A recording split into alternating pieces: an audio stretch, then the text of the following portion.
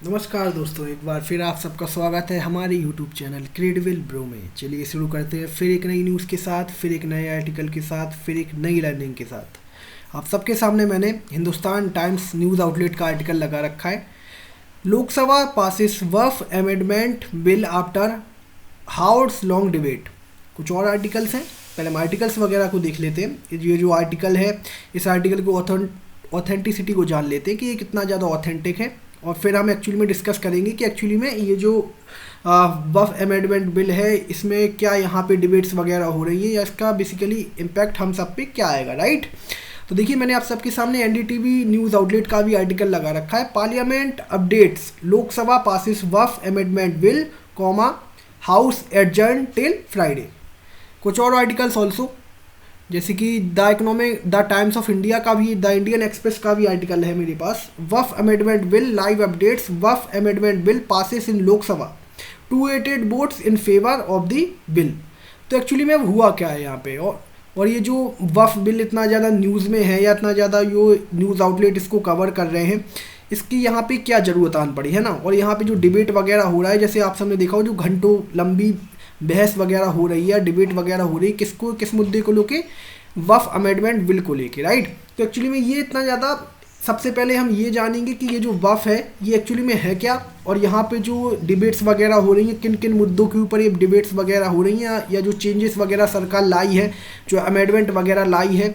उसको लेके इतना ज़्यादा डिबेट क्यों हो रहा है, या इतना ज़्यादा जो क्रिटिसिज्म है वो क्यों हो रहा है अपोजिशन की तरफ से, राइट। तो देखिए, मैं सबसे पहले आपको ले चलूँगा बिल्कुल शुरुआत से, इस चीज़ को हम कवर करेंगे, और सबसे पहले हम जानेंगे कि जो वफ है इसका मतलब क्या है यहाँ पे। तो मैं आपको यहाँ पे बता दूँ कि जो ये वफ है, इसका मतलब है एक इस्लामिक प्रैक्टिस। अब आप सब लोग कहेंगे, what do you mean by Islamic practice, कौन सी सेंस में इस्लामिक प्रैक्टिस। तो इस्लामिक प्रैक्टिस एक ऐसी प्रैक्टिस, इस्लामिक प्रैक्टिस जहाँ पे क्या है कि कोई भी अगर व्यक्ति है, मान लेते कोई व्यक्ति है जो किसी भी धर्म का हो, या चाहे वो क्रिश्चियन हो, चाहे हिंदू हो, चाहे मुस्लिम हो, राइट। अगर वो कोई अपनी प्रॉपर्टी वगैरह चैरिटी में देना चाहता है, राइट, तो वो दे सकता है किसको, चैरिटी वगैरह में डोनेट कर सकता है वफ को। और ये जो यहाँ पे प्रैक्टिस वगैरह है, इसी को इस्लामिक टर्म में कहते हैं हम वफ। तो आई होप आपको ये जो वफ है इसका मतलब समझ आया होगा। और जो ये लोग हैं, या जो ये कोई भी व्यक्ति है जो किसी भी धर्म से है, इसने अगर एक बार जो प्रॉपर्टी वगैरह है वो अपनी चैरिटी वगैरह में दे दी, तो ये दोबारा से उस प्रॉपर्टी को ले नहीं सकता, राइट। एक बार जो आपने अगर प्रॉपर्टी वगैरह चैरिटी वगैरह में दे दी, या वफ वगैरह को दे दी, तो ये आप दोबारा से ले नहीं सकते ये, क्योंकि ये प्रॉपर्टी अब क्या हो गई, ये प्रॉपर्टी अब गॉड की प्रॉपर्टी मानी जाएगी, या ये प्रॉपर्टी अब अल्लाह की प्रॉपर्टी हो गई यहाँ पे, है ना। अभी तक जो ये वफ है, ये इसी तरीके से यही इसका मतलब है, क्योंकि मैंने आप सबको आई होप प्रॉपर अंडरस्टैंडिंग के साथ आपको ये चीज़ यहाँ समझ आई होगी। अब यहाँ पे जो ये वफ है, ये जो प्रैक्टिस वगैरह है, या जो ये जो लोग हैं, ये कई सारे लोग होते हैं जो चैरिटी वगैरह में कुछ चीज़ों को देना चाहते हैं, जैसे कोई ज़मीन हो गई, या कोई घर हो गया, या कुछ और हो गया, राइट। तो उसको मैनेज कौन करता है, उसको मैनेज करने के लिए एक वफ बोर्ड है, वफ बोर्ड है। और जो वफ बोर्ड है वो स्टेट वाइज अलग अलग स्टेट्स में भी जैसे स्टेट वफ बोर्ड्स हैं, और एक जो ऑल ओवर द इंडिया के लिए मैनेज करने के लिए एक वफ बोर्ड सेंट्रल लेवल पे भी अपॉइंटेड है, जो कि क्या करता है, यही सब चीज़ों को मैनेज करता है, या जो ये प्रॉपर्टीज़ वगैरह हैं इनको मैनेज करता है। इस चीज़ को, जो भी इसमें डेवलपमेंट्स वगैरह होती है, उनको ऊपर जो फैसला वगैरह रहता है वो किसका रहता है, वफ बोर्ड का रहता है यहाँ पे। तो अब यहाँ पे आई होप आपको यहाँ पे वफ बोर्ड भी पूरी तरीके से समझ आ गया होगा। और यहाँ पे एक जो चीज़ है, यहाँ पे जैसे ये जो वफ अमेंडमेंट बिल लाया गया है यहाँ पे, तो हम थोड़ा सा इसके ऊपर भी आ जाते हैं कि ये जो वफ अमेंडमेंट बिल है, तो एक्चुअली में सबसे पहले जो ये वफ अमेंडमेंट बिल है, तो ये पहले से कोई बिल होगा, राइट, उसी के ऊपर ही अमेंडमेंट कर रही है जो हमारी भारत सरकार है, वो कर रही है अभी आज के टाइम पे, जो जिसके पीछे इतनी ज़्यादा डिबेट वगैरह छिड़ी हुई है। कई सारे आर्टिकल्स में मैं ये भी पढ़ रहा था कि ये जो डिबेट है ये 8 घंटे के आसपास भी खिंच गई एक टाइम पे। जो हमारा लोकसभा है वहाँ पे क्या हुआ, जो अपोजिशन है और जो हमारी भारत सरकार है, या जो सेंट्रल गवर्नमेंट है अभी एनडीए की, तो हुआ क्या कि वहाँ पे इन दोनों के बीच में जो ये डिबेट वगैरह वफ को लेके जो ये डिबेट हुई, ये डिबेट लगभग 8 घंटे के आसपास या ऊपर तक छिड़ गई, या बहुत ज़्यादा लंबी खींच ली गई इस डिबेट को, क्योंकि इसमें इतने सारे मुद्दे वगैरह हैं जिसके ऊपर क्या हो रहा था कि सहमति नहीं बन पा रही थी, राइट। तो हम उन सब चीज़ों के ऊपर भी आएंगे, लेकिन मैं आपको थोड़ा सा एक ओवरव्यू देना चाहता हूँ इस चीज़ का, तो आपको पता चले कि यहाँ पे ये चीज़ें इतनी ज़्यादा क्या हुई हैं जिसकी ऊपर जी इतनी ज़्यादा डिबेट वगैरह है वो खींची गई है। तो देखिए, आई होप कि यहाँ पे सबसे पहले जो ये अमेंडमेंट टर्म है यहाँ पे, तो ये अमेंडमेंट टर्म किसी बिल को या कोई पहले कोई बिल होगा उसके ऊपर ही अमेंडमेंट कर पाएंगे आप, राइट। तो मैं आपको बता दूं यहाँ पे जो ओरिजिनल बिल है जो कि बफ एक्ट है 1954 का, ठीक है। ये जो बफ एक्ट है, ये जो बफ एक्ट है, इसके बाद फिर एक और एक्ट आया, या इसी एक्ट को ही ऐसा अपडेट करके एक और एक्ट किया गया यहाँ पे। तो द बफ एक्ट हुआ वो 1995 में आया, लेकिन जो ओरिजिनल बफ एक्ट है वो है 1994 में आया था। 1994 में जो ये बफ कानून है या जो बफ एक्ट है, इसको किसने वगैरह यहाँ पे जो लागू हुआ था, ये हुआ था 1954 के आसपास, राइट। तो ये बहुत पुरानी एक एक्ट है ये बफ, और ये कोई आज से नहीं बहुत ज़्यादा न्यूज़ में है, ये बहुत पुराना वफ है। जो ये बोर्ड वगैरह है जो कि प्रॉपर्टीज़ वगैरह को मैनेज करता है, जो भी चैरिटेबल प्रॉपर्टीज़ होती हैं उन सबको। तो आई होप आप यहाँ पे आपको ये जो पॉइंट है ये समझ आया होगा। और जो ये अमेंडमेंट है जो कि हमारी भारत सरकार अभी लाई हुई है पार्लियामेंट्री में या लोकसभा में, तो यहाँ पे जो अमेंडमेंट किया गया है ये कौन से वाले एक्ट पे किया गया है, जो 1995 का वफ एक्ट है उसमें इस अमेंडमेंट को किया गया है, उसमें ये संशोधन वगैरह किए गए हैं। तो यहाँ पे जो वफ एक्ट है ये,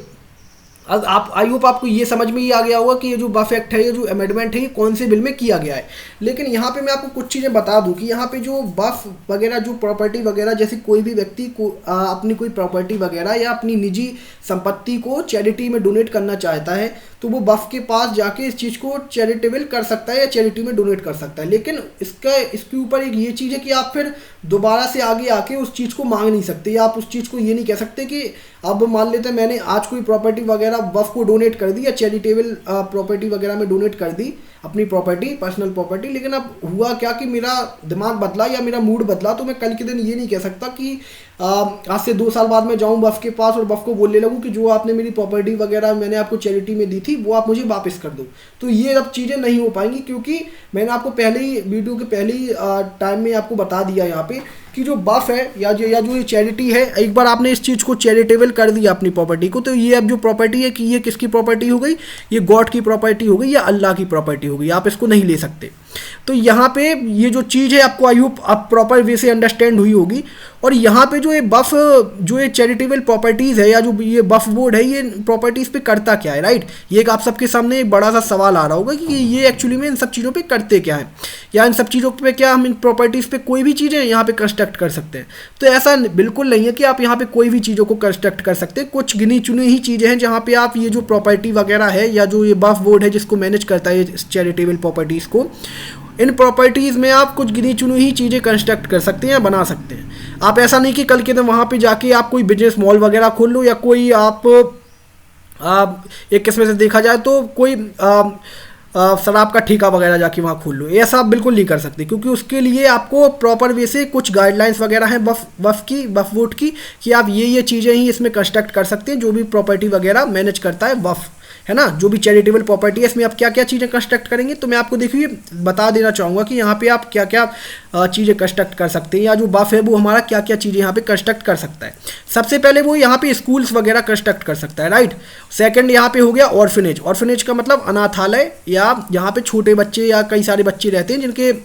माता पिता वगैरह उनको छोड़ के चले जाते हैं, या वो एक अनाथ आश्रम जिसको हम कहेंगे इन टर्म्स ऑफ ऑर्फनेज। और यहाँ पे जो थर्ड टर्म है वो है रिलीजियस, यहाँ पे जो मस्जिद वगैरह हो गई या रिलीजियस, यहाँ पे जो जैसे हमारे यहाँ मंदिर हो गए, वैसे ही आप क्या कर सकते हैं, यहाँ पे मस्जिद वगैरह को भी कंस्ट्रक्ट कर सकते हैं। कहाँ पे, वक्फ बोर्ड के अंदर। और कई सारी और चीज़ें हैं, एक दो चीज़ें जो कि शायद अभी मुझे याद नहीं आ रही हैं, लेकिन ये जो आपको गिनी चुनी चीज़ें हैं, ये जो 3 चीज़ें हैं, एक दो और चीज़ें हैं, लेकिन ये जो गिनी चुनी चीज़ें हैं आप सिर्फ यही चीज़ें ही क्या कर सकते हैं, वफ़ में या वफ़ चैरिटी वाली प्रॉपर्टीज़ में कंस्ट्रक्ट कर सकते हैं। आप ऐसा नहीं कि आप कुछ भी वहाँ पे कंस्ट्रक्ट कर सकते हैं। आई होप यहाँ पे आपको ये पॉइंट वगैरह पूरी तरीके से समझ आया होगा कि हम जो वफ़ बोर्ड है इसको इस प्रॉपर्टीज़ में क्या क्या जो वफ़ है वो कंस्ट्रक्ट कर सकता है। तो इसका सिंपली मतलब ये हो गया कि ये जो समाज के लिए या जो समाज के लिए जो काम वगैरह किए जाते हैं वो आप सब चीज़ें वफ़ में कंस्ट्रक्ट कर सकते हैं। जैसे कि मान लेते स्कूल्स वगैरह हो गए, ऑर्फनेज वगैरह हो गए, या गरीबों की मदद करना, है ना। ये सब आपको कौन, या गरीबों के लिए कोई लैंड वगैरह, गरीबों को रहने के लिए कोई लैंड वगैरह वहाँ पे एलोकेट कर देना, या वहाँ कोई बिल्डिंग वगैरह बना देना जो कि गरीबों की मदद कर रही है ना, जो कि घर वगैरह अफोर्ड नहीं कर सकते, तो वो काम कौन करता है, वफ़ करता है। यहाँ पे जो वफ़ बोर्ड ऑफ इंडिया है, ये जो यहाँ पे सेंट्रल बोर्ड है और जो स्टेट वक्फ बोर्ड है वो इन सब चीज़ों को लेके काम करते हैं, उन सब चीज़ों को कंस्ट्रक्ट करते हैं। आई होप आपको ये पॉइंट वगैरह यहाँ पूरी तरीके से समझ आया होगा। और अब हम आते हैं बिल्कुल मेन टॉपिक पे कि जो यहाँ पे हेडलाइन है उसको हम कवर करेंगे। यहाँ पे हेडलाइन का मतलब जो ये आपको वक्फ अमेंडमेंट बिल नज़र आ रहा है ना मेरे सामने, यहाँ पे अब हम इसको कवर करेंगे कि एक्चुअली में इसमें ऐसा क्या खास है, या जो हमारी भारत सरकार है वो इसमें क्या ऐसे बिल्स वगैरह लाई है, या क्या उसमें संशोधन वगैरह उसने किए हैं, या उसमें कौन से चेंजेस वगैरह किए हुए हैं इस वक्फ बिल में, जिससे जो हमारी अपोजिशन है या जो कई सारे लोग हैं वो इसकी क्रिटिसिज्म कर रहे हैं या इसकी आलोचना वगैरह भी कर रहे हैं। तो देखिए मैं आपको अब उन सब चीज़ों पे भी ले चलूँगा कि एक्चुअली में यहाँ पे जो क्या ऐसे चेंजेस हैं जो कि हमारी सेंट्रल गवर्नमेंट ने किए हुए हैं वक्फ बोर्ड में। आई होप आपको इसके पहले का जो भी बेसिक्स है या जो भी आपको ऐसा जो मैंने आपको चीज़ें बताई यहाँ पे बफ को लेके वो आपको पूरी तरीके से क्लियर होंगी। अब जो मैं आपको चीज़ें बताऊंगा जो और अच्छी तरीके से आपको क्लियर करने के लिए जो वो पुरानी चीज़ें हैं वो यहाँ पे आपको हेल्प करेंगी। जैसे कि मैं आपको सबसे पहले बता दूं कि जो बफ अमेंडमेंट बिल है इसमें क्या क्या चेंजेस गए लाए हुए। तो यहाँ पे कुछ गिने चुने ही चेंजेस हैं जो कि सेंट्रल गवर्नमेंट या भारत सरकार की तरफ से अभी लाए गए हैं, जिसको लेके इतना ज़्यादा क्रिटिसिज्म है। तो हम एक एक करके सबसे पहले उनको डिस्कस कर लेते। तो सबसे पहले जो यहाँ पे एज अ पहला चेंज लाया गया है किसकी तरफ से, हमारी जो सेंट्रल गवर्नमेंट है उसकी तरफ से। तो जो यहाँ पे पहला चेंजेस है वो है यहाँ पे नॉन मुस्लिम मेंबर्स को लेके, यानी कि नॉन मुस्लिम मेंबर्स के हम यहाँ पे क्या समझ सकते हैं, जैसे जो वक्फ बोर्ड है ये जो चलाया जाता है या जो इसको चलाने में जो वहाँ पे एग्जीक्यूटिव पोजीशंस पे जो लोग बैठे हुए हैं वो क्या हैं, वो एक ही धर्म के लोग हैं, यानी कि वो मुस्लिम कम्युनिटी को ज़्यादातर बिलोंग करते हैं यहाँ पे, जो कि वक्फ बोर्ड में चीज़ें हैं। लेकिन यहाँ पे जब चीज़ें लेने की आती हैं या जो वक्फ बोर्ड है जब वो चीज़ें डोनेट वगैरह करवाता है तो वो ये उस चीज़ में ये लोगों ने कोई पाबंदियाँ नहीं लगाई हुई हैं अभी तक कि वहाँ पे कोई भी व्यक्ति हो जो चाहे वो क्रिश्चियन हो, चाहे वो पंजाबी हो, चाहे वो हिंदू हो, चाहे वो मुस्लिम हो, कोई भी तरह का या कोई भी रिलीजन्स का व्यक्ति हो, वो इस जो यहाँ पे चीज़ें वगैरह हैं उसकी उस प्रॉपर्टी को चैरिटी में डोनेट कर सकता है। उसको कौन मैनेज करेगा, उसको वक्फ बोर्ड यहाँ मैनेज करेगा। लेकिन यहाँ पे अभी जो चेंजेस हैं वो चेंजेस भारत सरकार ये लेके आई है कि अभी तक क्या होता था कि जो वक्फ बोर्ड है, जैसे जो सेंट्रल में भी एक वक्फ बोर्ड है जो मैंने आपको पहले बताया, और जो स्टेट वाइज वक्फ बोर्ड है उनमें क्या है, उनमें जो एग्जीक्यूटिव पोजीशंस पे लोग हैं या जो डिसीजन मेकिंग में यहाँ पे निभा रहे हैं उन चीज़ों को या डिसीजन मेकिंग कर रहे हैं उस पद पे बैठ के, कहाँ पे, वक्फ बोर्ड की पद पे बैठ के कि किस चैरिटी पे क्या चीज़ वहाँ पे बनेगी या वहाँ पे उस जो लैंड है उसका कैसे यूज़ किया जाएगा। तो वहाँ पे है क्या कि अभी तक उसको सिर्फ एक ही कम्युनिटी के लोग यहाँ संभाल रहे थे या एक ही कम्युनिटी के लोग अभी तक संभाल रहे थे, और वो कम्युनिटी के लोग कौन थे, वो मुस्लिम थे, राइट। क्योंकि ये वक्फ जो है वो एक इस्लामिक प्रैक्टिस है, तो इस वजह से क्या हुआ कि जो अभी तक क्या था, अभी तक जो मुस्लिम कम्युनिटी के लोग हैं वही इस चीज़ को संभाल रही थी कि उस लैंड पे क्या वगैरह किया जाएगा या उस लैंड का आगे चल के क्या होगा, जो भी चैरिटेबल लैंड है जो कि वक्फ बोर्ड के अंदर आ रहा है उसके लिए। तो यहाँ पे जो हमारी भारत सरकार है उसने क्या किया, 2024 में एक बिल लेके आए, और जब भी ये बहुत ज़्यादा न्यूज़ में था पिछले साल, लेकिन अब हुआ क्या कि अभी इम्प्लीमेंट हो रहा है, अब ये लागू होने पे पास वगैरह भी हो गया है, कहाँ पे, हमारी लोकसभा में। और इसको पास होने की पहले 8 घंटे के आसपास की यहाँ पे बहस वगैरह भी हुई है, लेकिन अभी हम उस पर नहीं जाएंगे। हम सबसे पहले ये डिस्कस करेंगे कि यहाँ पे जो हमारी सरकार है उसने यहाँ पे चेंजेस क्या किए हुए हैं। उसने सबसे पहले यहाँ पे चेंजेस ये किए हुए हैं कि यहाँ पे जो एग्जीक्यूटिवल पोजीशन पे या जो चीफ एग्जीक्यूटिव ऑफिसर है वक्फ बोर्ड का, वो कोई नॉन मुस्लिम मेंबर भी हो सकता है। यहाँ पे जो सबसे पहले जो चेंजेस किए हुए हैं वो ये किए हुए हैं कि जो ये वक्फ बोर्ड है ये किसी एक कम्युनिटी या एक रिलीजन के फेवर में ना जाके ये कोई भी जो नॉन मुस्लिम मेंबर है वो भी क्या कर सकता है, वो भी एक चीफ एग्जीक्यूटिव ऑफिसर बन सकता है, कहाँ पे, वक्फ बोर्ड में अपॉइंट किया जा सकता है। ये जो हमारी भारत सरकार है उसने इस प्रपोजल को या इस चेंजेस को यहाँ पे लागू करने की इस बिल में कोशिश की, जो ये नया अमेंडमेंट बिल आया है इसमें। और इससे बेसिकली हुआ क्या कि जो वहाँ पे कम्युनिटी वगैरह है, मुस्लिम कम्युनिटी वगैरह हो गया, ऑल इंडिया मुस्लिम जो वहाँ पे कम्युनिटी है वो इस चीज़ को लिए प्रोटेस्ट वगैरह करने लगे या इस चीज़ का क्रिटिसिज्म करने लगे कि भारत सरकार जो है ये इस चीज़ को क्या कर रही है कि नॉन मुस्लिम जो मेंबर्स हैं वो कैसे इस चीज़ में अपॉइंट हो जाएंगे, क्योंकि ये तो इस्लामिक प्रैक्टिस है, ये यहाँ पे तो सिर्फ मुस्लिम एक ही कम्युनिटी के लोग इस चीज़ को लीड करेंगे, राइट। लेकिन हमारी भारत सरकार ने क्या किया, इस चीज़ को चेंज किया, और यहाँ पे जो ये नया अमेंडमेंट बिल आया है इसमें क्या किया कि जो नॉन मुस्लिम मेंबर्स हैं वो भी जो बड़ी पोजीशंस हैं वक्फ बोर्ड की, जहाँ पे आप भी लैंड वगैरह मैनेज करते हैं और कहाँ पे कौन सी लैंड पे क्या चीज़ बनेगी या वो जो लैंड है वो किस यूज़ में ली जाएगी, वहाँ पे एक नॉन मुस्लिम मेंबर भी एक चीफ एग्जीक्यूटिव ऑफिसर हो सकता है। कहाँ पे? वक्फ बोर्ड में। ये जो चीज़ है ये हमारे नए कानून में पूरी तरीके से लिखी हुई है, राइट, जो कि भारत सरकार इसको लागू करने जा रही है। और यहाँ पे क्या हुआ कि जब इस चीज़ का बहुत ज़्यादा क्रिटिसिज्म होने लगा तो यहाँ पे हुआ क्या पिछली साल कि इस चीज़ को जॉइंट पार्लियामेंट्री कमेटी के पास ले जाया गया, मतलब कि जीपीसी के पास यहाँ ले जाया गया, जो कि हमारी पार्लियामेंट की जॉइंट पार्लियामेंट्री कमेटी होती है, जहाँ पे क्या होता है कि कुछ लोग जो करंट गवर्नमेंट है या जो अपॉइंटमेंट गवर्नमेंट है जो कि लीड कर रही है अभी, जो कि सरकार चला रही है, उसके लोग होते हैं और कुछ अपोजिशन पार्टीज़ के भी लोग होते हैं यहाँ पे। तो इन सब लोगों को मिला के, कुछ लोगों को, एक्सपर्ट्स को मिला के एक जॉइंट पार्लियामेंट्री कमेटी बनाई जाती है। तो मान लेते हैं वो जॉइंट पार्लियामेंट्री कमेटी को यहाँ पे गठित किया गया और उसने भी कुछ अमेंडमेंट्स वगैरह या कुछ एडवाइस वगैरह दी किसको? भारत सरकार को। उसने ये कहा कि यहाँ पे जो ये चीफ एग्जीक्यूटिव ऑफिसर होगा, ये क्या होगा, यहाँ पे जो नॉन मुस्लिम मेंबर होगा, ये बहुत ज़्यादा जो जॉइंट सेक्रेटरी लेवल का ऑफिसर होगा। यानी कि आप सबने देखा हो जॉइंट सेक्रेटरी लेवल वो होता है जो कि आप सबने देखा होगा चीफ मिनिस्टर के साथ जो उनका सेक्रेटरी होता है ना, एक जॉइंट सेक्रेटरी, राइट, उस लेवल का जो व्यक्ति होगा वो इस चीज़ को या इस जो चीफ एग्जीक्यूटिव ऑफिसर की जो ये पोजीशन है इसको लीड कर सकता है। और उसको पूरी तरीके से पर्याप्त जानकारी या पूरी तरीके से इस चीज़ की जानकारी होनी चाहिए, किस चीज़ की? मुस्लिम लॉ की, और जो जूरिडिक्शन है उसकी भी इसकी पूरी तरीके से जानकारी होनी चाहिए। तो इस चीज़ को हम लागू कर देंगे इस चीज़ में। तो यहाँ पे ये जो चीज़ें हैं ये जॉइंट पार्लियामेंट्री कमेटी के द्वारा यहाँ पे दी गई, एडवाइस दी गई किसको? सेंट्रल गवर्नमेंट को, कि वो इसमें ये सब चेंजेस कर सकती है। और यहाँ पे ये जो इसके बाद जो प्रोटेस्ट वगैरह हमारी अपोजिशन है उसका कहना ये है कि यहाँ पे क्या हुआ, यहाँ पे जो सरकार है ये क्या कर रही है, ये एक तबके के लोगों को यहाँ पे वो कर रही है, क्या कर रही है? दबा रही है। और यहाँ पे क्या कर रही है कि जो वहाँ पे उनका, जैसे मान लो तो किसी रिलीजन वहाँ पे वोट का एक नॉन एग्जीक्यूटिव या नॉन मुस्लिम मेंबर कैसे हो सकता है? ये जो सेंट्रल गवर्नमेंट है वो इस जो अपोजिशन गवर्नमेंट है वो इस चीज़ को अपोज कर रही है वहाँ पे। कहाँ पे? पार्लियामेंट्री में या हमारी लोकसभा में। अब यहाँ पे आप, आई होप यहाँ पे आपको जो पहला चेंजेस है वो यहाँ पे पूरी तरीके से समझ आया होगा कि जो वहाँ पे बड़ी पोजीशन है वक्फ बोर्ड में, वो एक नॉन मुस्लिम मेंबर भी वहाँ पे as a chief executive officer की भूमिका निभा सकता है, जो कि जॉइंट सेक्रेटरी रैंक का ऑफिसर होगा। और उसको पूरी तरीके से पर्याप्त नॉलेज होगी या पर्याप्त उसको अंडरस्टैंडिंग होगी किस चीज़ की? मुस्लिम लॉ की उसको पर्याप्त अंडरस्टैंडिंग होगी, और साथ ही साथ उसको जूरिसडिक्शन की भी पूरी तरीके से नॉलेज होगी, राइट। आई होप आपको ये पॉइंट यहाँ समझ आया होगा। और यहाँ पे जो सेकंड यहाँ पे अमेंडमेंट किया गया इस बिल में वो किया गया पावर टू गवर्नमेंट। यहाँ पे लोगों को, मतलब सिंपली लोग कह रहे हैं इस चीज़ को बहुत छोटे टाइम फ्रेम में या बहुत छोटे फिगर में ये कह रहे हैं कि ये चीज़ बेसिकली क्या है, जो गवर्नमेंट है उसको पावर देगी वक्फ बोर्ड के मुकाबले। अब मैं आपको समझाता हूँ कैसे। मान लेते हैं कि अभी कोई वक्फ बोर्ड है ना,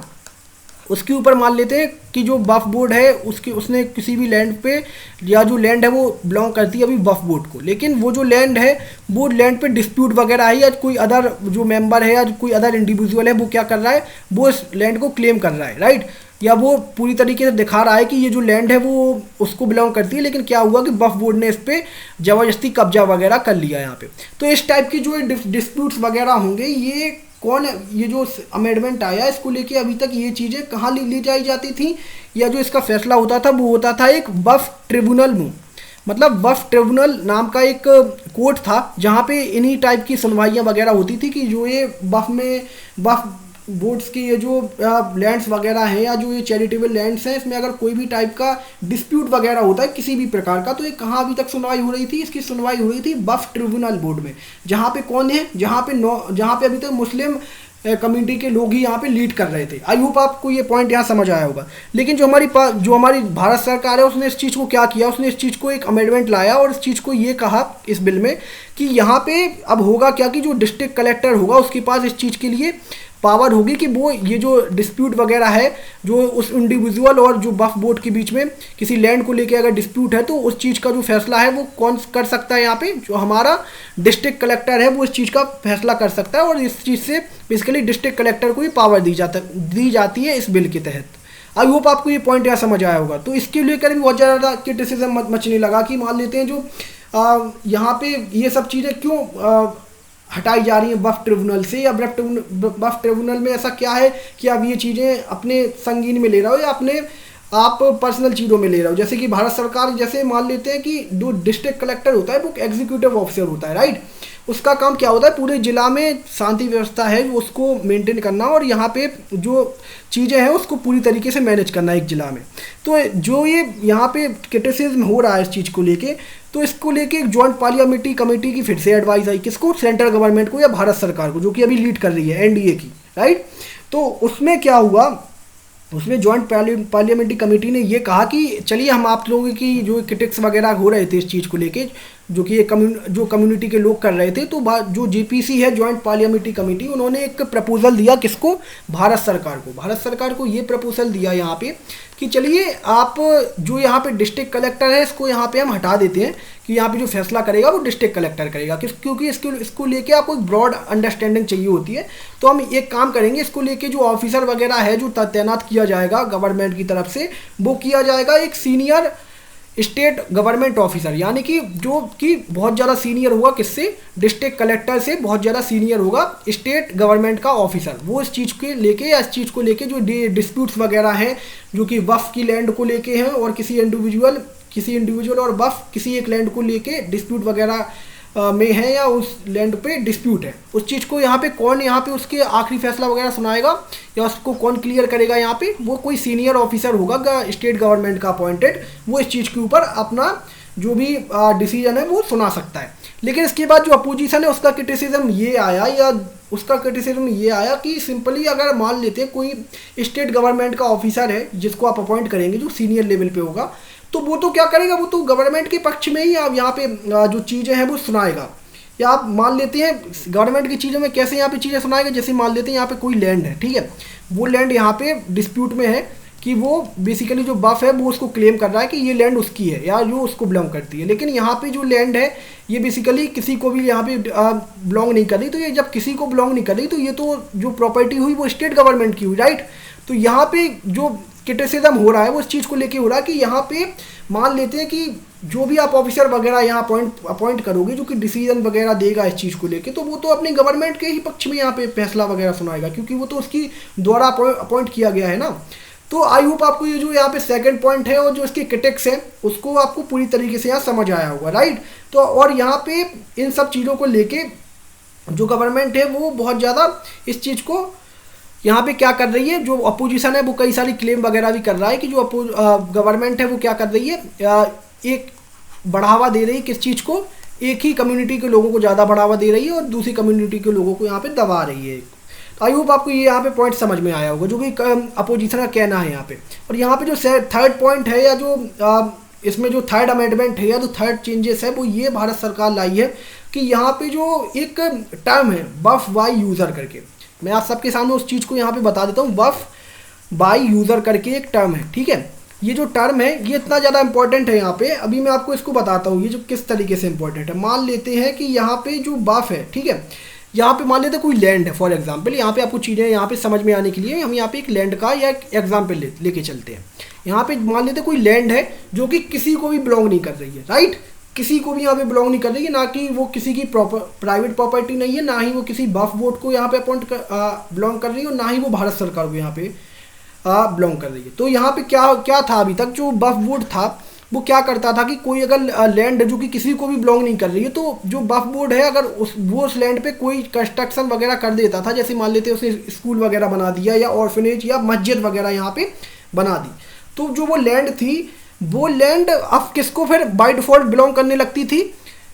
वक्फ बोर्ड को यहाँ पे बिलोंग करने लगती थी, अभी से पहले जो ये नया कानून आया इससे पहले। लेकिन जो अभी केंद्र सरकार है उसने इस चीज़ को क्या किया, इस चीज़ को चेंज करते हुए ये एक प्रपोजल रखा या ये एक चेंज रखा है इस वक्फ अमेंडमेंट बिल में कि ये जो वक्फ बाय यूज़र करके ये जो किसी भी अनजान जो कि प्रॉपर्टी जो कि किसी को भी यहाँ पे बिलोंग नहीं कर रही है उसमें वक्फ ज़बरदस्ती अपना कब्जा करके उस चीज़ को क्या कर रहा है, वहाँ पे उस प्रॉपर्टी को खुद के और पर्सनल यूज़ के लिए यहाँ ले रहा है या अपने खुद के यूज़ के यहाँ लेने के लिए यहाँ ले रहा है। जो कि गवर्नमेंट है उसने इस चीज़ को देखा, सेंट्रल गवर्नमेंट, और उसने इस चीज़ को लेके एक प्रपोजल दिया या चेंजेस किया किसमें, इस अमेंडमेंट बिल में। इस अमेंडमेंट बिल में उन्होंने क्या चेंजेस किए, इस अमेंडमेंट बिल में उन्होंने ये चेंजेस किए कि अगर मान लेते हैं आपके पास जो ये प्रॉपर्टी वगैरह है, अगर ये इसके आपके पास प्रॉपर कागजात वगैरह या प्रॉपर डॉक्यूमेंटेशन नहीं है तो ये प्रॉपर्टी चाहे आप जितने भी दिन के लिए यूज़ जरूर कर रहे हो, ये प्रॉपर्टी बिलोंग किसको करेगी? ये तो फिर गवर्नमेंट की प्रॉपर्टी हो गई, राइट। ये आपकी प्रॉपर्टी कैसे हो गई? ये तो आपने इस पे जाके इलीगली तौर पे ऐसा कब्जा करके यहाँ पे कुछ कंस्ट्रक्शन वगैरह कर ली वक्फ बोर्ड ने, तो क्या ये वक्फ बोर्ड की प्रॉपर्टी हो गई? तो ये बेसिकली यहाँ पे अमेंडमेंट किया गया कि अगर जो यहाँ पे प्रॉपर्टी वगैरह है, अगर ये वक्फ बोर्ड ने अभी इस चीज़ को बना लिया है उस प्रॉपर्टी में कोई चीज़, और अगर ये प्रॉपर्टी उसको बिलोंग नहीं करती है या प्रॉपर डॉक्यूमेंटेशन नहीं है वक्फ बोर्ड के पास उस प्रॉपर्टीज़ के, तो वो प्रॉपर्टी बाय डिफॉल्ट किसको बिलोंग करेगी? गवर्नमेंट को यहाँ पे बिलोंग करेगी, राइट। तो यहाँ पे जो आपको यहाँ पे जो ये वक्फ बाय यूज़र करके जो ये रिमूवल था, इसको भी आपको ये जो ये अमेंडमेंट वगैरह है जो भारत सरकार ने किया हुआ है, ये आपको समझ आया होगा, जो कि तीसरा अमेंडमेंट है। और अब हम आ जाते हैं यहाँ पे चौथे अमेंडमेंट पे, कि यहाँ पे एक चौथा अमेंडमेंट भी है जो कि किस चीज़ को लेके, जो यहाँ पे मैंने टर्म यूज़ किया उसी चीज़ को लेके। जैसे कि यहाँ पे जो हमारी गवर्नमेंट है या भारत सरकार है, उसने क्या किया, उसने एक चीज़ बोली वक्फ बोर्ड को कि आप एक काम करिए, आप हमें जो ये वक्फ एक्ट है या जो ये अमेंडमेंट है जो कि भारत सरकार लाई है, इसके लागू होने के 6 महीने के अंदर अंदर, 6 मंथ के अंदर अंदर आपको क्या करना पड़ेगा, जो आपकी प्रॉपर्टीज़ वगैरह है उसकी प्रॉपर डॉक्यूमेंटेशन जमा करने होंगे। किसके पास? गवर्नमेंट के पास जमा करने होंगे। अगर आपके पास किसी भी प्रॉपर्टी के डॉक्यूमेंटेशन आपने जमा नहीं किए इन 6 मंथ में, तो वो पूरी की पूरी प्रॉपर्टी बाय डिफॉल्ट किसकी हो जाएगी? सेंट्रल गवर्नमेंट या स्टेट गवर्नमेंट की वो प्रॉपर्टी बिलोंग करेगी। किसको? स्टेट गवर्नमेंट या सेंट्रल गवर्नमेंट को वो प्रॉपर्टी यहाँ पे बिलोंग करेगी। तो इससे भी बहुत ज़्यादा हाहाकार मचने लगा यहाँ पे, कि मान लेते हैं कि कोई प्रॉपर्टी है यहाँ पे, ठीक है, अब मान लेते हैं उसकी डॉक्यूमेंटेशन नहीं है, मान लेते हैं, क्योंकि यहाँ पे इसकी ये कोई ज़रूरत तो नहीं है, या कोई ज़रूरी तो है नहीं कि यहाँ पे ये जो डॉक्यूमेंटेशन है, कई सारे जो टैक्स है उनका कहना ये है इस चीज़ को लेके, भारत सरकार की इस अमेंडमेंट को लेके या इस चेंजेस को लेके, कि मान लेते हैं कि अभी बहुत सारी ऐसी प्रॉपर्टी होगी जिसके आपके पास प्रॉपर कागज नहीं होंगे, या आपके पास वो कागज वगैरह नहीं होंगे उस चीज़ के, तो क्या वो पूरी की पूरी प्रॉपर्टी यहाँ पे सेंट्रल गवर्नमेंट रख लेगी या वो स्टेट गवर्नमेंट के यहाँ पे बिलोंग करने लगेगी? तो इस चीज़ को लेके भी यहाँ पे बहुत ज़्यादा विवाद रहा। और जो यहाँ पे अपोजिशन है उसका कहना ये है कि ऐसे तो बहुत सारी प्रॉपर्टी है, तो क्या वो सारी प्रॉपर्टी यहाँ पे गवर्नमेंट अपने फेवर में ले लेगी, या सेंट्रल गवर्नमेंट हो या स्टेट गवर्नमेंट है, किसी भी प्रॉपर्टी की अगर डॉक्यूमेंटेशन नहीं है तो क्या वो प्रॉपर्टी अब गवर्नमेंट की बाय डिफॉल्ट हो गई? ये तो अपने आप में गलत चीज़ है, जो कि यहाँ पे अपोजिशन का कहना है। लेकिन यहाँ पे एक चीज़ और है कि यहाँ पे मैंने आपको कई चीज़ें यहाँ पे बताई, आपको थोड़ा सा ब्रॉडर माइंडसेट यहाँ पे जनरेट तो हुआ होगा, राइट, कि आपको इतना आप आर्टिकल अगर आपने इतना सुना हुआ है, आपने पूरा आर्टिकल सुना हुआ है पूरी तरीके से, तो आपको कुछ चीज़ें माइंड में स्टिक जरूर की होंगी कि यहाँ पे जो वक्फ बोर्ड है वो क्या करता है, किसी भी लैंड पे जो कि किसी को बिलोंग नहीं करता, अगर उसके ऊपर वो लैंड बना ले तो वो उसको बिलोंग करने लगे, राइट। और यहाँ पे जो कि उसका लैंड है ही नहीं, आप खुद सोच के देखिए कि उसको किसी ने चैरिटी में नहीं दिया, अगर वो चैरिटी में दिया होता तो उसके लिए आपके पास प्रॉपर डॉक्यूमेंट होते, राइट। लेकिन इसी चीज़ को अगर सेंट्रल गवर्नमेंट ऐसा रूल वगैरह बना दे तो उसको लेके जो कई सारे यहाँ पे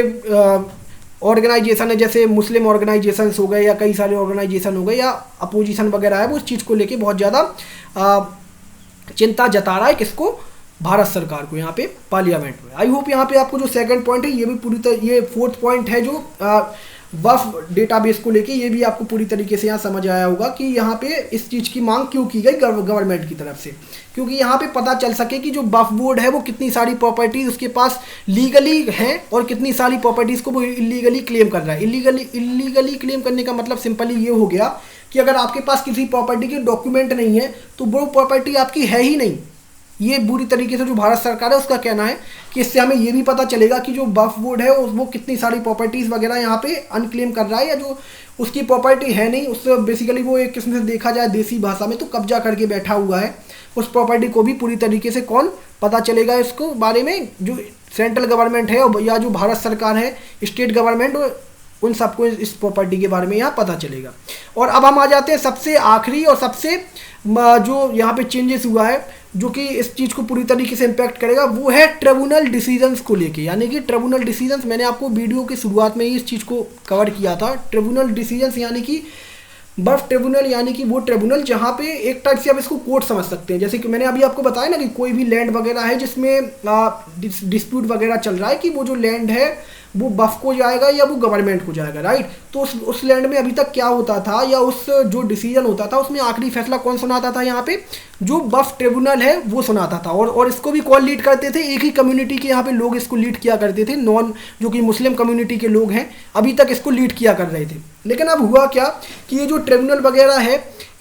जो हमारी भारत सरकार है उसने इसको लेकर भी यहाँ पे चेंजेस वगैरह किए कि यहाँ पे जो ट्रिब्यूनल वगैरह है, या जो ये आखिरी फैसला है जो कि ट्रिब्यूनल वगैरह के पास जाएगा, या जो आखिरी फैसला होगा वो ट्रिब्यूनल का होगा। किसका? बफ ट्रिब्यूनल का, किसी भी डिस्प्यूटेड प्रॉपर्टी पे ऑफ बफ की, जिसको बफ यहाँ पे मैनेज कर रहा है, राइट, चैरिटेबल प्रॉपर्टी को।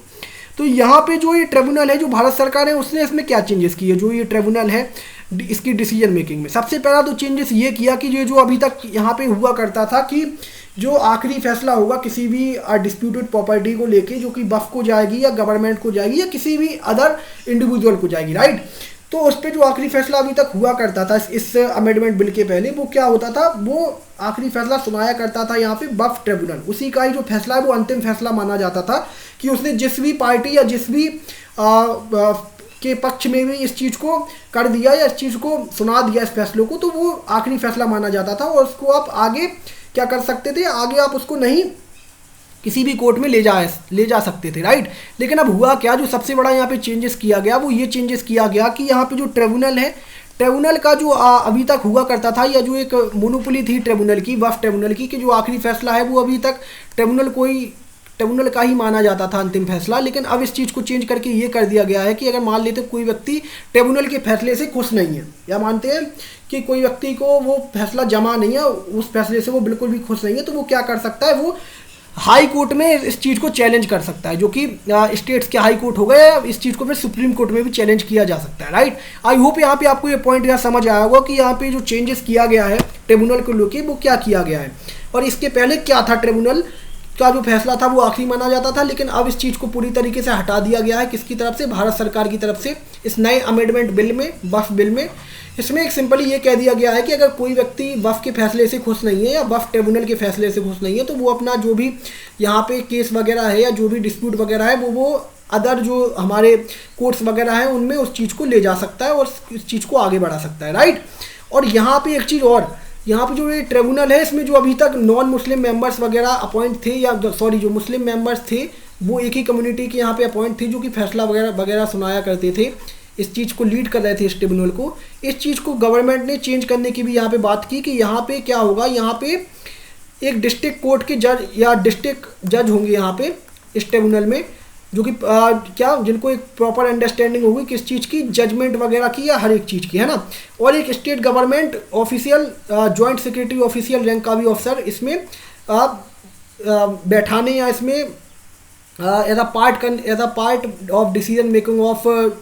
जो यहाँ पे बफ ट्रिब्यूनल है, इसमें मांगने की बात की है किसने, या इसमें चेंज करने की बात की है किसने, हमारी सेंट्रल गवर्नमेंट ने। तो अभी तक आई होप आपको ये ट्रिब्यूनल की बेसिस पे भी यहाँ पे चीज़ें समझ आई होंगी कि अब जो ये सारा फैसला होगा वो किसी एक ही कम्युनिटी के लोग नहीं करेंगे, वो बेसिकली क्या करेंगे, वो डिस्ट्रिक्ट जज होना चाहिए और एक सीनियर ऑफिसर रैंक का, स्टेट ऑफिसर रैंक का ऑफिसर होना चाहिए, जो कि जॉइंट सेक्रेटरी ऑफिसर रैंक का होगा, वो भी इस चीज़ में रहेगा। ये जो ट्रिब्यूनल की या जो ये ट्रिब्यूनल की मीटिंग वगैरह होती है, या इसका एज अ पार्ट रहेगा कौन, डिस्ट्रिक्ट जज और जॉइंट सेक्रेटरी स्टेट लेवल का, राइट। आई होप आपको ये पॉइंट्स वगैरह यहाँ समझ आए होंगे। और अब इससे क्या हुआ, इससे कई तरीके के यहाँ पे चीन जो यहाँ पे वफ बिल है ये, इसको क्या किया गया, इसको कल यानी कि वेडनेसडे के दिन इसको लोकसभा में किया गया था प्रस्तुत, और इसके बाद हुई यहाँ पे 8 घंटे की बैठक, ठीक, या 8 घंटे की यहाँ पे बहस हुई दोनों पक्षों के बीच में, हमारी अपोजिशन और हमारी जो सेंट्रल गवर्नमेंट है उसके बीच में, जो कि अभी लीड कर रही है भारत सरकार, उसके बीच में। तो यहाँ पे हुआ क्या कि जो अपोजिशन है और जो ये यहाँ पे ये चीज़ें बढ़ रही थी, 8 घंटे के आसपास की जो ये डिबेट हुई, इसमें एक चीज़ और निकल के आई कि जो अपोजिशन के पास यहाँ पे बहुमत है, कहाँ पे, दोनों हाउसेस में। यहाँ पे अब ये सबसे पहले ये जो बिल है ये जाएगा लोकसभा में, सबसे पहले ये लोकसभा में पास हो गया, और कई आर्टिकल्स जो अभी मैं कवर कर रहा हूँ उसमें ये पास हो चुका है, कहाँ पे, लोकसभा में ये बिल पास हो चुका है। जब मैं आपके साथ ये आर्टिकल कवर कर रहा हूँ, तो ये जो अमेंडमेंट बिल है जो मैंने अभी आप सबके साथ डिस्कस किया, बफ अमेंडमेंट बिल, जो कि 1995 के कुछ चेंजेस वगैरह करके इस चीज़ को लाया गया है, ये अभी बहुत पास हो चुका है कहाँ पे, लोकसभा में, जो हमारा लोअर हाउस है ऑफ इंडिया या भारत का जो लोअर हाउस है वहाँ पे ये चीज़ पास हो चुकी है। अब ये कहाँ जाएगी, अभी हमारी अपर हाउस में जाएगी, यानी कि राज्यसभा में इस चीज़ को प्रस्तुत किया जाएगा। किसकी तरफ से, जो हमारी भारत सरकार है उसकी तरफ से। और उसकी तरफ से अगर मैं आपको एक पूरा यहाँ पे ब्रॉडर एस्पेक्ट बताऊँ यहाँ पे, कि यहाँ पे भारत सरकार के पास क्या बहुमत है कि वो ये जो बिल है इसको पूरी तरीके से पास करा सके दोनों हाउसेस में, तो मैं आपको इस चीज़ का आंसर देना चाहूँगा। बिल्कुल हमारे जो यहाँ पे भारत सरकार है या जो एनडीए गवर्नमेंट है जो अभी लीड कर रही है कहाँ पे, एज अ गवर्नमेंट वगैरह ऑफ इंडिया है ना, जो कि इलेक्ट होके आई है, वो यहाँ पे जो लीड कर रही है एनडीए गवर्नमेंट, उसके पास पूर्ण बहुमत है यहाँ पे दोनों हाउसेस में। अगर मैं आपको इन स्टैटिक वे से बताऊँ या नंबर्स के वे से बताऊँ तो लगभग जो यहाँ पे चाहिए पड़ेगा यहाँ पे 275 के आसपास यहाँ पे क्या है, यहाँ पे जो सीट्स वगैरह हैं वो राज्यसभा में है या अपर हाउसेस में है। यहाँ पे बहुमत के लिए आपको कितनी चाहिए, 119 के आसपास आपको यहाँ पे लोगों का समर्थन चाहिए, जब आप किसी बिल को यहाँ पे क्या कर पाएंगे, इनॉग्रेट कर पाएंगे या उस बिल को लागू करवा पाएंगे। तो हमारी जो अभी एनडीए गवर्नमेंट है उसके पास क्या है, उसके पास 121 के आसपास नंबर है कहाँ पे, यहाँ राज्यसभा में, लिया लोअर अपर हाउस है यहाँ पे। तो यहाँ पे भी चीज़ें बड़े आराम से वो पास करा लेगी। और अब हम आ जाते हैं लोकसभा में, जहाँ पे ये बिल ऑलरेडी पास हो चुका है। वहाँ पे जो गवर्नमेंट है, गवर्नमेंट के पास लगभग जो टोटल सीट्स हैं इन लोकसभा वो है 543 के आसपास, जिसमें से एनडीए गवर्नमेंट लीड कर रही है 293 सीट्स पे, जिसमें उसने कई और अदर पार्टीज़ के साथ अलायंस वगैरह किया हुआ है, जैसे जेडीयू हो गई और जो कुछ और पार्टी, एक और पार्टी उसके साथ उसने अलायंस वगैरह किया हुआ है। किसने, एनडीए ने, जो कि बीजेपी गवर्नमेंट है उसने क्या किया हुआ है, एनडीए ने कई सारी पार्टीज़ के साथ यहाँ अलायंस वगैरह किया हुआ है। तो उसके पास जो पूर्ण बहुमत निकल के आता है लोकसभा वो 293 के आसपास सीट्स का निकल के आता है। और यहाँ पे जो अगर आप इसका ऐसा मेजोरिटी निकाल लें या 2 का आप इसमें डिवाइड दे दो तो यहाँ पे आएगा 7 और यहाँ पे आएगा 6, 276 सीट से ऊपर चाहिए यहाँ पे किसको, जो यहाँ पे सरकार है जिसको भी ये फैसला वगैरह इसको पास करवाना है या इस बिल को पास करवाना है, तो उसको 276 की मेजोरिटी वगैरह से इस बिल को पास करवाना पड़ेगा। तो इस यहाँ पे जो अभी तक यहाँ पे जो बिल पास हो गया है तो वो बिल पास इसी वजह से हो गया क्योंकि यहाँ पे 293 के आसपास की बहुमत है किसके पास, जो एनडीए गवर्नमेंट है उसके पास, कहाँ पे, लोकसभा में। आई होप आपको ये पॉइंट वगैरह जो स्टैटिक्स पॉइंट है ये भी आपको पूरी तरीके से यहाँ समझ आए होंगे। और अब मैं आपको जो ये यहाँ पे आर्टिकल है या जो ये इन्फॉर्मेशन है या जो ये लाइनिंग है इसको कंप्लीट करने से पहले मैं आपको एक चीज़ और बता दूँ कि यहाँ पे हुआ क्या कि जेडीयू के जो चीफ हैं जो कि नीतीश कुमार हैं, जिनके साथ एनडीए ने क्या किया हुआ है, एनडीए ने गठबंधन करके ये सरकार वगैरह बनाई रखी है, जो कि अब ये मैंने आपको स्टैटिक्स वगैरह में बताया ना 293 के आसपास इनके पास लोकसभा में सीट्स हैं और इनकी ही गवर्नमेंट यहाँ पे है। तो यहाँ पे जो ये जेडीयू के साथ अलायंस किए हुए हैं बीजेपी, और तो यहाँ पे जो ये जेडीयू के चीफ हैं नीतीश कुमार, इनका कहना आया या इनका बेसिकली रिपोर्ट्स वगैरह पब्लिश हुई कि इनका कहना था किससे, जो यहाँ पे सेंट्रल गवर्नमेंट है जैसे कि बीजेपी लीड कर रही है, तो बीजेपी के जो एडमिनिस्ट्रेशन है उनसे ये कहना था कि यहाँ पे आप इस जो ये बिल है इसको रेट्रोस्पेक्टिव तरीके से आप फॉलो करना या आप इसको रेट्रोस्पेक्टिव तरीके से क्या करना, लागू करना। मतलब कि रेट्रोस्पेक्टिव तरीका मतलब यहाँ पे क्या हुआ, इसका मीन सिंपली ये हुआ कि अभी तक जो भी प्रॉपर्टी रही है वक्फ बोर्ड के पास वो वक्फ बोर्ड की हो गई, और अगर आगे से कोई भी वक्फ बोर्ड इस तरह का कोई भी प्रॉपर्टीज़ वगैरह पे या मान लीजिए डिस्प्यूटेड प्रॉपर्टीज़ पे ये चीज़ें निकल के आती है तो इस पर आप जो ये नए कानून है इसके तहत वगैरह फैसला वगैरह करना। तो आई होप यहाँ पे क्या देखते हैं सुप्रीम में कि यहाँ पे जो बीजेपी गवर्नमेंट है क्या वो इस चीज़ को सुनती है, एनडीए जो जेडीयू के चीफ हैं इनकी बात को, क्योंकि यहाँ पे जो ये जेडीयू की चीफ है जो कि बिहार से बिलोंग करते हैं, नीतीश कुमार नाम है इनका, बहुत चर्चित फिगर है ये। तो इनका अभी तक जो चीज़ें यहाँ पे निकल के आई कि इनको जाना जाता है कि ये बहुत ज़्यादा जो मुस्लिम कम्युनिटी के फेवर में इन्होंने बहुत ज़्यादा काम किया हुआ है, किसने, नीतीश कुमार ने, जो कि जेडीयू के यहाँ पे चीफ है। और यहाँ पे एक चीज़ और निकल के आई कि अभी क्या हुआ कि बिहार में कुछ टाइम पहले हुई इफ्तियार पार्टी आप सबने देखा होगा, ये बहुत ज़्यादा न्यूज़ में भी रहती है क्योंकि यहाँ पे आप सबने देखा होगा जो अभी से कुछ टाइम पहले मुंबई में इफ्तियार पार्टी वगैरह हुआ करती थी, वहाँ पे कई सारे बॉलीवुड सेलिब्रिटीज़ वगैरह, जिसको बेसिकली कौन यहाँ पे ऑर्गेनाइज करता था, वहाँ पे जो अभी जिनकी मृत्यु हो गई है उनका नाम यहाँ पे सिद्दीकी साहब है ना, जो वहाँ पे सिद्दीकी हैं जिनकी यहाँ पे मृत्यु वगैरह हो चुकी है, जो कि कांग्रेस को बिलोंग करते हैं, वो इस इफ्तियार पार्टी को यहाँ पे ऑर्गेनाइज किया करते थे, राइट। जहाँ पे बहुत सारे बॉलीवुड सेलिब्रिटीज़ वगैरह और कई सारे आपने वीडियोस वगैरह भी देखी होंगी सोशल मीडिया पे। तो इसी तरीके की जो इफ्तियार पार्टी है, जहाँ पे कई सारे जो ऑर्गेनाइजेशन है, मुस्लिम ऑर्गेनाइजेशन, जब नीतीश कुमार ने इस चीज़ को ऑर्गेनाइज किया बिहार में, तो कई सारे यहाँ पे जो ऑर्गेनाइजेशन है, मुस्लिम ऑर्गेनाइजेशन है, उनने इस चीज़ को बायकॉट कर दिया, क्योंकि वो अब ये चीज़ से सिंपली ये चीज़ दर्शाने लायक है या दर्शाती है इस चीज़ को कि वहाँ पे जो नीतीश कुमार है उनको शायद पसंद नहीं किया जा रहा है, या जो वहाँ पे ऑर्गेनाइजेशन है, मुस्लिम ऑर्गेनाइजेशंस, वो उनको अभी पसंद नहीं कर रहे हैं या उनके इस फैसले से पसंद नहीं है कि वो किसके साथ अलायंस किए हुए, जो कि एनडीए गवर्नमेंट है, इसके साथ अलायंस किए हुए। आई होप आपको यहाँ पे ये पॉइंट्स वगैरह हैं, या जो पूरी की पूरी ये जो आर्टिकल है, पूरी की पूरी इन्फॉर्मेशन है, पूरी की पूरी जो लर्निंग है, जो कि मैंने आप सबको यहाँ प्रोवाइड की हुई है, और जितना मुझे पता है आई होप मैं आपको वो पूरी तरीके से समझा पाया हूँ, पूरी तरीके से अंडरस्टैंडेबल हो आप सबको। और अगर आपको यहाँ पे कोई भी दिक्कत वगैरह यहाँ पे फेस करनी पड़ रही है, किसी भी आपको टर्म को लेके कोई मिसअंडरस्टैंडिंग है या वो चीज़ समझ नहीं आ रही है, तो आप उसको मुझसे कमेंट सेक्शन में पूरी तरीके से पूछ सकते हैं, उसका मैं पूरी तरीके से आपको रिप्लाई करूँगा। Thank you so much. इसी के साथ मैं आप सबसे लेना चाहूँगा अलविदा।